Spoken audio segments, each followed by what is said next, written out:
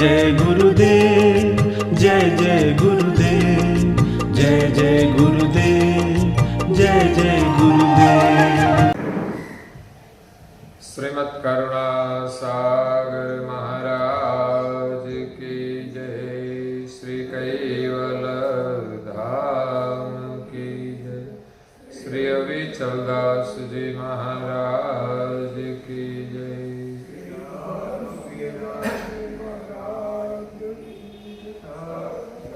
सत्यवल साहिब, सत्यवल साहिब, सत्यवल साहिब। परम गुरु श्रीमद् करुणा सागर महाराज श्री रचित पंचम स्वसंवेद यानी पंचम सूक्ष्म वेद निजपति परम प्रभाव स्कंद है चौथा और चौपाई नंबर है 66वीं। जो कहु पुरुष पकड़े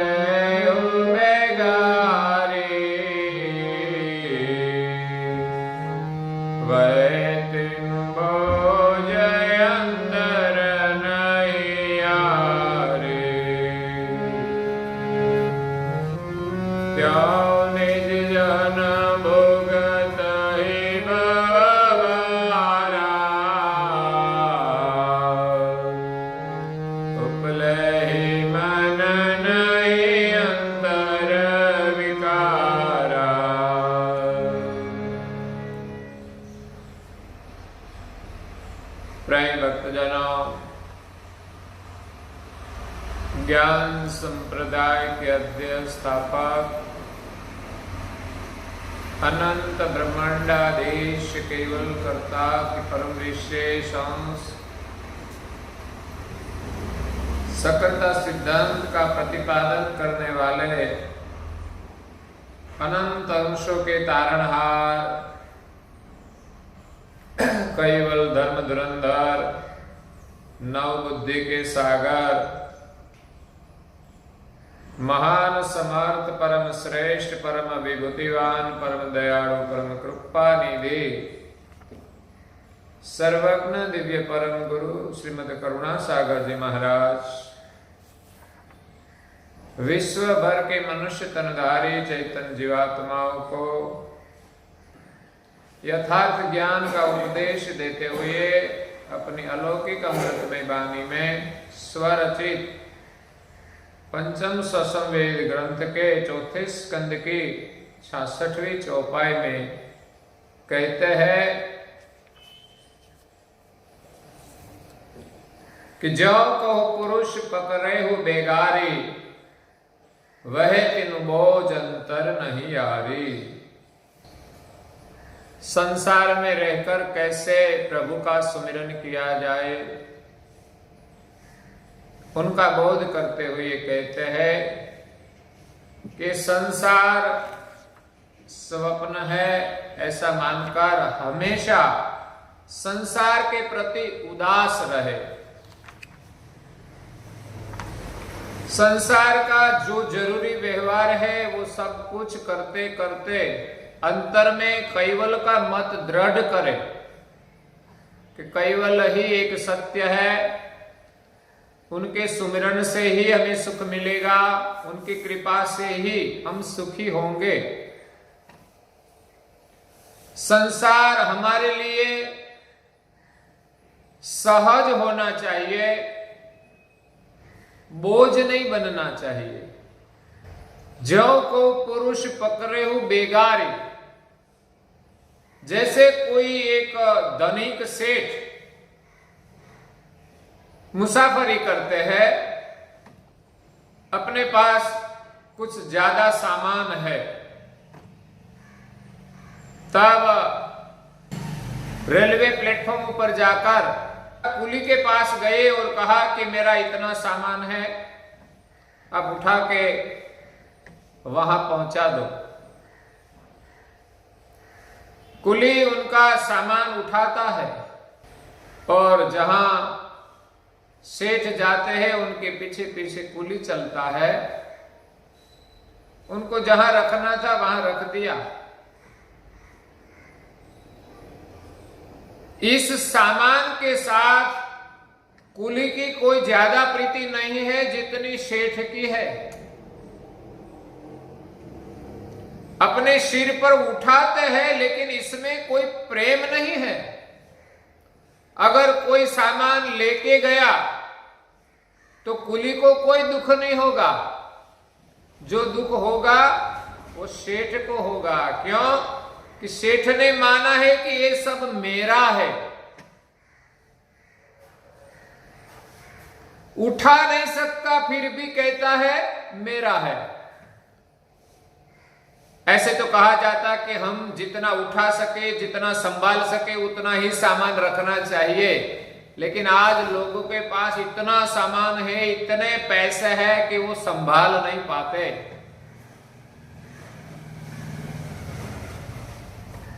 मेरा कहने से दुख होता है, संभालने का दुख होता है, चला जाए तो भी दुख होता है, और उनके प्रति ममत्व रहता है, उनका भी सदैव दुख रहता है। इसलिए संसार के पदार्थ नश्वर है। संसार की अनित्यता समझ में आ जाए तो महापुरुष कहते हैं कि 3 प्रकार के लाभ होते हैं। एक तो संसार के पदार्थ के प्रति हमारी लालसा होती है कि मुझे इतना मिल जाए, इतना मिल जाए, लेकिन समझ में आ जाए कि संसार के पदार्थ सब नश्वर है तो ये लालसा मिट जाएगी। जब हमारे मन में पदार्थ पाने की तीव्र आकांक्षा होती है तब व्यक्ति उनका ही सुमिरन करता है, भगवान का नहीं। ये भगवान ने बनाया है, भगवान की कृपा से मिलता है, भगवान का सुमिरन से सुख मिलता है, वो सब कुछ भूल जाता है। संसार के क्षणिक और नश्वर पदार्थों की जब लालसा होती है तब उनके पाने के लिए रात दिन उनका ही सुमिरन करते हैं। चाहे पदार्थ हो, चाहे कोई व्यक्ति हो, चाहे संपदा हो, पैसा हो, रात दिन उनकी धुन उसके मन में चलती रहती है और वो पाने के लिए वो जरूरत से भी ज्यादा पुरुषार्थ करते हैं, जिनको कहते हैं गद्दा वैतरा। गद्दे की तरह वो श्रम उठाते हैं और जीवन की सुख शांति सब नष्ट हो जाती है। विश्व विजेता सिकंदर एक बार एक रास्ते से निकले। रास्ते की बगल में किसान का खेत था। खेत में हल चला रहे थे और दोपहर हुआ तो खाना खाया और आराम से सो गया। वो किसान सोया हुआ था, तब वहां से सिकंदर निकले।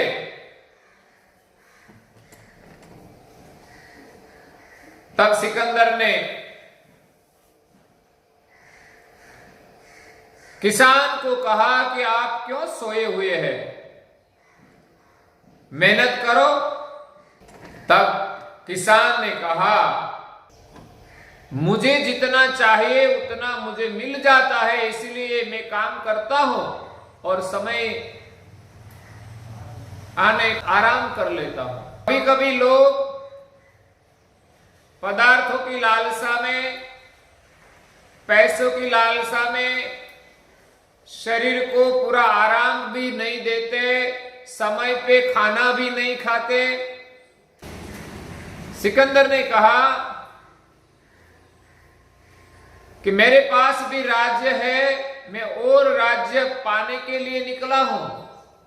तब किसान को पता चल गया कि सिकंदर के मन में राज्य पाने की कितनी लालसा है। लेकिन किसान ने प्रश्न पूछा सिकंदर को कि ये राज आपके पास है, फिर भी दूसरा लेने के लिए क्यों जाता है? अगर वो मिल जाए बाद में क्या?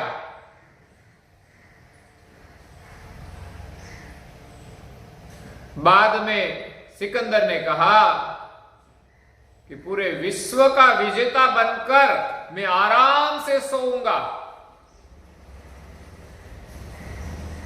किसान कहता है, तू इतना राज होते हुए भी शांति से आराम नहीं करता और मानता है कि पूरे विश्व पर विजय पाकर मैं आराम करूंगा।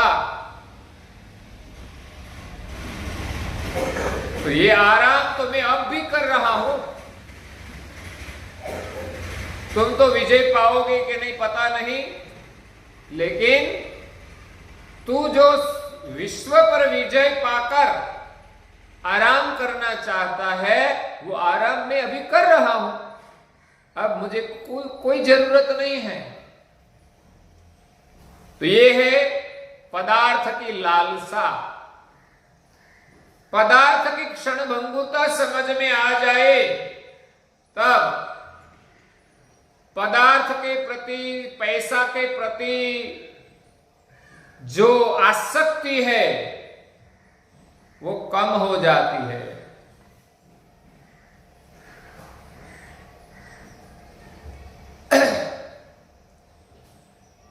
इसीलिए संसार की आसक्ति छोड़नी चाहिए, नहीं तो आसक्ति मिटती नहीं। तब हमें शांति नहीं मिलती। 1 लाख रुपए की गाड़ी लाए, संतोष नहीं होगा। ऐसा होगा कि 5 लाख वाली गाड़ी ले ले। अगर तो 10 लाख की गाड़ी लाकर पूरे बाजार में बातें करते हैं कि आज हमने तो 10 लाख की गाड़ी लाई। एक गाड़ी का गुणगान करते हैं, परमेश्वर का गुणगान नहीं करते जिसने जीवन रूप गाड़ी दी है। एक गाड़ी चलती चलती बंद हो जाएगी तो वो गाड़ी काम में नहीं आएगी। इसमें बिठा के कोई शमशान नहीं ले जाएंगे। लेकिन 10 लाख की गाड़ी लाए या तो 50 लाख की गाड़ी लाए तो गुणगान करते हैं, मैंने गाड़ी लाई। इसी प्रकार कोई भी चीज, वस्तु में हमारी आसक्ति होती है तो हम उनका ही गुणगान करते रहते हैं, प्रभु का गुणगान भूल जाते हैं। इसीलिए संसार की जो क्षण भंगुरता समझ में आ जाए तो एक लालसा मिट जाती है, दूसरी उनकी आसक्ति मिट जाती है, और तीसरा लाभ है कि हमारे भाग्य के अनुसार, पुरुषार्थ के अनुसार जो हमें कुछ मिले, इसमें से कभी न कभी उनको छोड़ना पड़ता है। तो इसमें से कुछ नुकसान हो जाए, कुछ चला जाए तो उनका दुख नहीं होगा। वो मानता है कि अपने भाग्य में जितना है उतना ही हम भुगतान कर सकते हैं, जो भाग्य में लिखा है। इसी प्रकार कुछ नुकसान भी हो जाता है तो उनका नुकसान का दुख नहीं होता। हमारे घर में से कुछ पैसों की चोरी हो जाए तो हमें जरूर दुख होगा। क्यों? कि पैसों में हमारी आसक्ति है। अगर आसक्ति नहीं है तो कोई दुख नहीं होगा। ले गया तो ले गया, उनका भाग्य। वो पाने के लिए कुछ जो करना पड़े वो करते हैं, लेकिन मिले या न मिले वो अपने प्रारब्ध पर छोड़ देते हैं। अपने जेब में पैसा है, कहीं बस में मुसाफरी करते हैं, किसी कपटी ने जेब काट कर पैसा ले लिया। कभी होता है ऐसा, कभी गहने भी पहने होते हैं तो गिर जाते हैं तो दुख होता है, लेकिन ज्यादा आसक्ति नहीं है। वो मान लेते हैं कि जो जाना था तो चला गया। इसी प्रकार अपना मन स्थिर रहता है और हरि का सुमिरन करता है, क्योंकि संसार के पदार्थ हो या न हो ये हमारा जीवन नहीं है। वो तो हमारी आसक्ति है इसमें कि मेरे पास सब कुछ है, लेकिन जरूरी कितना है? पैसों की जरूरत है, लेकिन जितना उत्तम हम उपयोग करते हैं उतना ही उत्तम लाभ मिलता है। इसी के अलावा मेरे पास इतने पैसे हैं, उनका कोई लाभ नहीं। पैसों में आसक्ति होती है, लोभ होता है, तब वो अच्छे कार्य में भी नहीं बटोर सकते।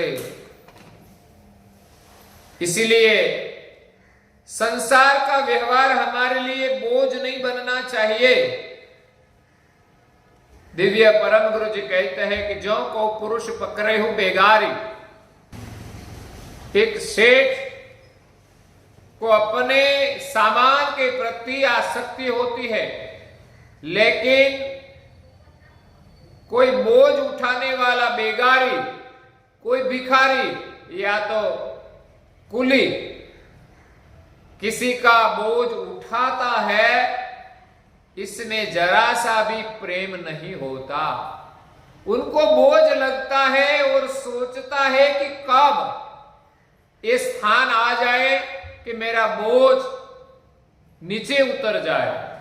संसार एक बोझ है, हमें यही प्रतीक्षा करनी चाहिए कि ये संसार का बोझ कब नीचे उतरे और हम आराम करें, शांति पाए। लेकिन लोग अपने सिर पर बोझ उठाकर चलते ही रहते हैं। परम गुरु जी कहते हैं कि बेगारी की तरह संसार का बोझ उठाओ, इसमें प्रेम न रखो। ये मिल गया, वो मिल गया, सब कुछ चला जाएगा। ज्यों को पुरुष पकड़े हो बेगारी, बहे तिन बोझ अंतर नहीं यारी। ये बोझ वहन करता है, लेकिन संसार के कोई पदार्थ का उसको आनंद नहीं है। संसार एक बोझ है। कुटुंब परिवार भी कभी कभी बोझ बन जाता है। जरूरत से ज्यादा संपदा भी बोझ बन जाती है। पर संपत्ति की लालसा और अनिति से धन पाते हैं, वो संपत्ति हमारे लिए बोझ बन जाती है। इसीलिए एक बेगारी की तरह संसार में जीवन जीना। जब सेठ का सामान की चोरी हो जाती है तो बेगारी को कोई दुख नहीं होता। इसी प्रकार ये सब सामान हमारा नहीं है तो ऊपर वाले सेठ का है। वो सेठ चिंता करेगा, कोई ले जाएगा तो ले जाएगा, उनका दंड भी ऊपर वाला देगा। वो सेठ की फर्ज है ना, बेगारी की कोई फर्ज नहीं है। ले गया तो ले गया। अपने तो मजूरी के साथ संबंध है। हम जितना काम करें उतना फल तो भगवान हम दे देते हैं। फिर पूरे गांव की चिंता क्यों करें? आज जो सरपंच है उनको करनी चाहिए, लेकिन वो नहीं करते। सरपंच अपने घर की चिंता करते हैं कि क्यों सरपंच बने, तो अपना घर बन जाए, अपना काम हो जाए। और जो बिना काम से बैठे बाजार में लोग पूरे गांव की चिंता करता है कि ये करना चाहिए, वो करना चाहिए, वो व्यर्थ की चिंता है। तो वह तिन बोझ अंतर नहीं यारी, त्यो निज जन भुगत ही भव भारा। इसी प्रकार निज जन, जिनको निज की पहचान करनी है, ऐसे निज जन जो चाहता है कि हम कौन है, इस स्वरूप को जानने के लिए संसार का बोझ कम करे, त्यों निज जन भुगत ही भव भारा। संसार का जो भार है, संसार का जो भोग है, वो इसी प्रकार भुगतमान करे जैसे कोई बेगारी अपने सिर पर बोझ उठा के चलता है, लेकिन बोझ के प्रति कोई प्रेम नहीं होता, कोई आसक्ति नहीं होती। इसी प्रकार संसार के पदार्थ के प्रति हम प्रेम रखें और विशेष मन हमारा प्रभु के सुमिरन में रखे। उपले ही मन नहीं अंतर विकारा। कुली अपने सिर पर बोझ उठाता है, उनका अपने मन में कोई विकार नहीं रहता कि ये मेरा है, कोई अहम नहीं रहता, कोई स्वार्थ नहीं रहता। सिर्फ ही सिर्फ यहां से वहां तक ले जाने का पुरुषार्थ करता है, लेकिन अपने अंतर में वो अपना नहीं मानते। इसी प्रकार इस संसार में हमें जो कुछ मिले उनको सिर्फ ही सिर्फ कुली की तरह वहन करना है, अपना नहीं मानना। जहां जरूरी है वहां उनका वहन करना है, लेकिन जो अपना मानता है वो मार खाता है। अहम ही हमारे दुख का बड़ा कारण है। हम जो जो क्रियाकलाप कर रहे हैं वो सब हम कर रहे हैं, ऐसी भ्रांति है। अच्छे काम करते हैं तो हम मानते हैं कि ये मैं कर रहा हूं, और बुरे काम करते हैं तब दूसरे पर दोषारोपण कर देते हैं कि इसने ऐसा किया इसलिए ऐसा करना पड़ा। गलत कामों में हमें मानना चाहिए कि ये मैंने किया है, और अच्छा सब काम प्रभु की प्रेरणा से होता है, अगर और कोई महापुरुष की प्रेरणा से होता है। ऐसा मानकर अच्छे काम का भी अहम नहीं करना चाहिए। तो संसार का व्यर्थ का बोझ उठाकर लोग परेशान हो जाते हैं। एक युवान था, उनकी शादी हो गई। शादी के बाद 6 महीने वो ससुराल जाने के लिए निकला। जाने के लिए कोई साधन नहीं थे आज के जैसे, लेकिन प्राणी पर सवारी करते थे। अपने पास एक घोड़ा था, घोड़े पर सवार होकर उनको ससुराल जाना था। ससुराल बहुत दूर था, इसलिए 2 दिन रास्ते में ही निकल जाने वाले थे। तो 2-3 दिन रुकने का था, इसीलिए इतना सामान लेके गया। रास्ते में भी कोई जरूरी चीज के लिए सामान लेके गया, कुछ बिस्तर लेके गया, खाना लेके गया। तो पूरा सामान घोड़े पर रख दिया और बाद में वो घोड़े पर सवार होकर चलने लगे। धूप का समय था। चलते चलते पसीना बहने लगा, धूप लगने लगी। तब वो युवान सोचने लगा कि मुझे इतना धूप लगता है, इतना पसीना होता है, तो इस घोड़े को कितनी परेशानी होगी कि घोड़े पर कितना सामान है, मैं भी बैठा हूं।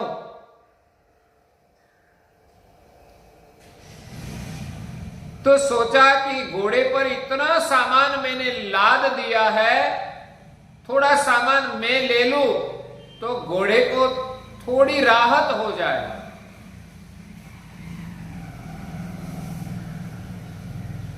तो युवान घोड़े को खड़ा करके नीचे उतरा और घोड़े पर जो सामान था इसमें से कुछ अपने कंधे पर ले लिया, अपने सिर पर ले लिया।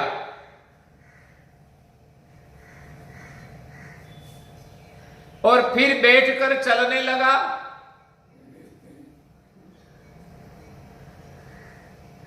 तो अपने सिर पर बोझ बढ़ गया। ससुराल संदेश तो दे दिया था, लेकिन ससुराल आते आते आते युवान थक गया। कहा जाता है कि युवान ससुराल के गांव के बाहर पहुंचे, तब गांव वाले उनको लेने के लिए आए थे, स्वागत के लिए आए थे। क्यों? कि शादी के बाद जमाई राज पहली बार ससुराल आ रहे हैं, तो गांव की बाहर से हमें उनका स्वागत करना चाहिए। तो स्वागत के लिए आए। जमाई राज को देखा घोड़े पर आते हुए। जब वो नजदीक आए तो युवान ने पहले कहा कि पहले आप मेरे लिए सोने की कोई व्यवस्था करें, कि अब मैं चल नहीं सकूंगा, सोते सोते मुझे ले जाना पड़ेगा। क्यों?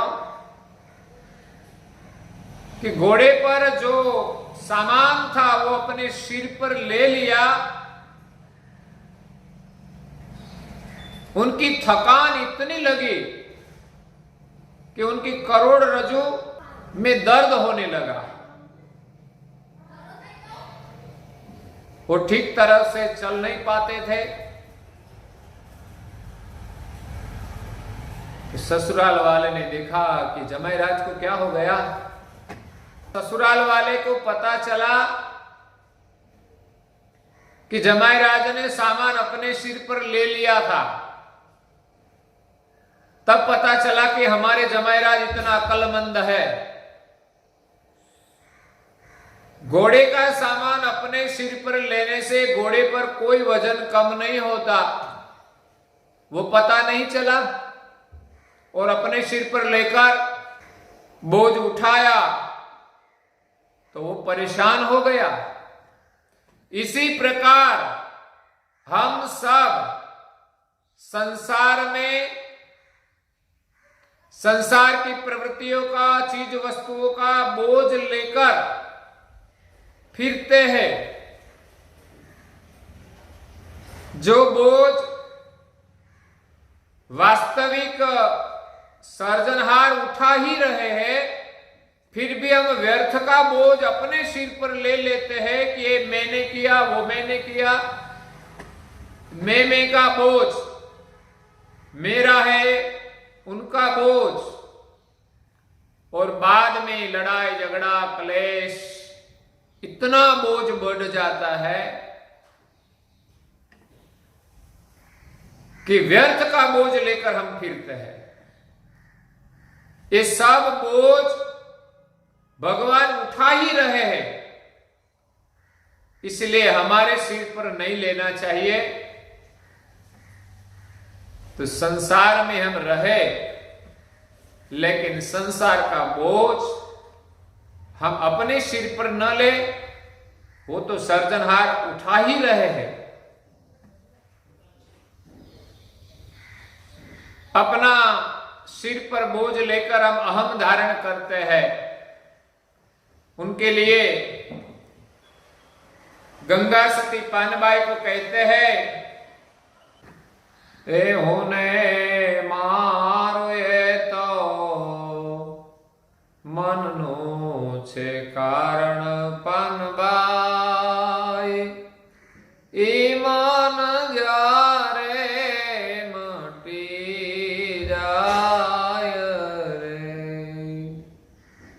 गंगा सती बोलिया रे पानबाई,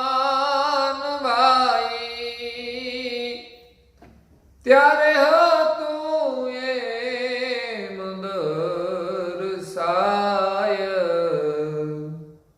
ए सदगुरु सबदना थाव अधिकारी पानबाई, ऐज मेली द्यो यंत्र नो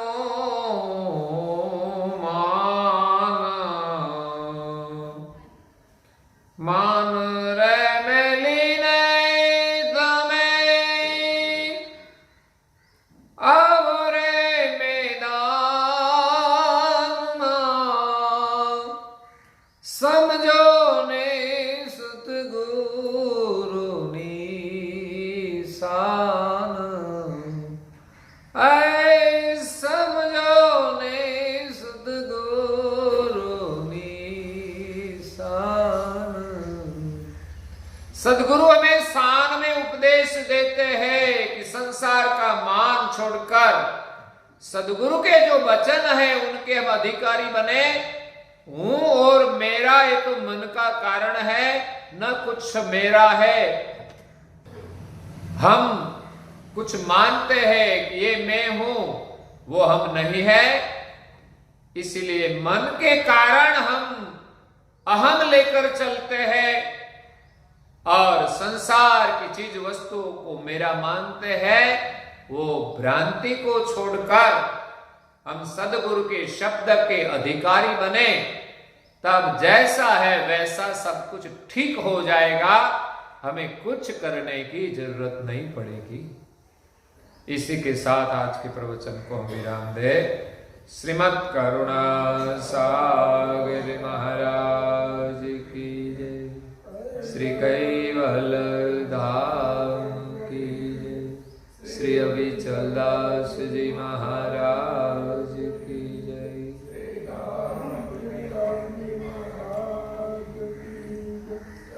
सत केवल साहेब, सत केवल साहेब, सत केवल